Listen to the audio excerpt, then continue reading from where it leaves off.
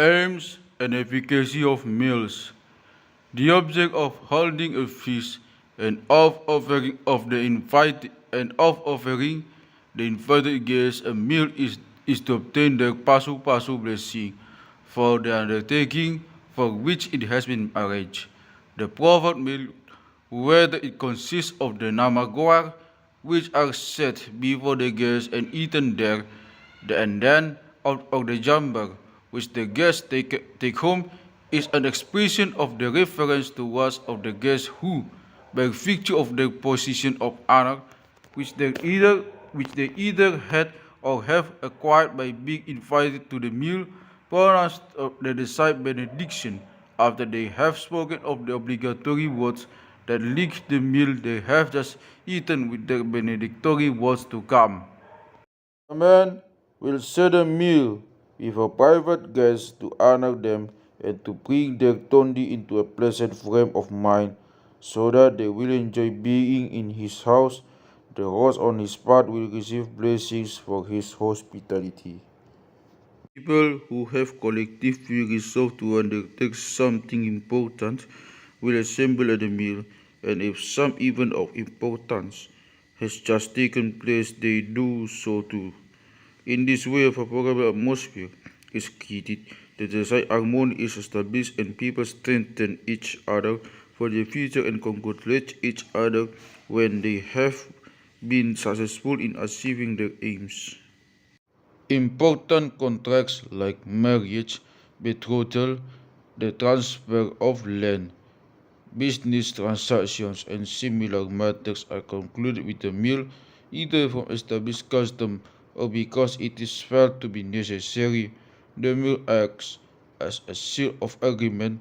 Constitutudo nasa na pinadaton di atas ni juhud idahan. What has been agreed over meat and rice is absolutely settled. If a man wants to ask his parents, his family-in-law, his relative or a higher chief, his creditor or anyone else for something important, he will go to the house of the person in question carrying on his head a dish piled high with food, mabuan makuti si panganon. He sets this before them so so that they will be agreeably disposed towards his request. When notables and chiefs are summoned to settle a dispute, a meal will be set before them before they sit. By this means, they are brought to the tranquil frame of mind necessary if they are to carry out their important task of hearing accusation and defense and considering the case in a dignified way. And when a settlement which satisfies both parties concerned is finally reached at the end of a serious controversy, there will often assemble at a meal to confirm the agreement that has been arrived at. If, however, the arbitrators who have been summoned in the dispute cannot first succeed in inducing parties concerned to be mutually lenient and thereby effect the settlement of the quarrel, they will perhaps resort to the beneficial activity that can result from taking a meal together. Meat and rice will bring the matter to a satisfactory conclusion. Juhud dot idan pasayot sa.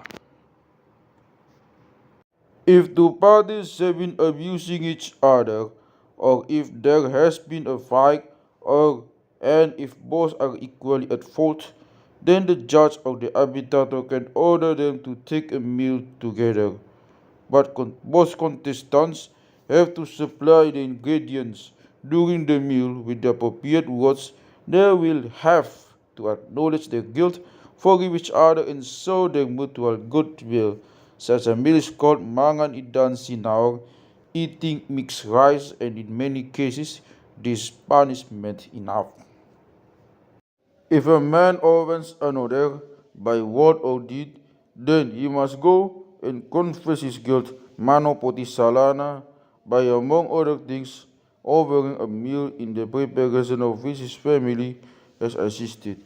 If someone damages other people's property, if, for example, he destroys crops by thoughtlessly burning the forest or floods fields downstream by careless manipulation of a dike, then he must set before the community affected a meal of meat and rice majuhuti mangidahani, as payment for his negligence. In partaking of it, the community accepts his acknowledgement of his guilt. Many more examples of these ceremonial meals, which are debugged as an adat according to usages and customs, will be given in the course of this work. For the moment, this brief mention will suffice since their purpose and efficacy has been made sufficiently clear.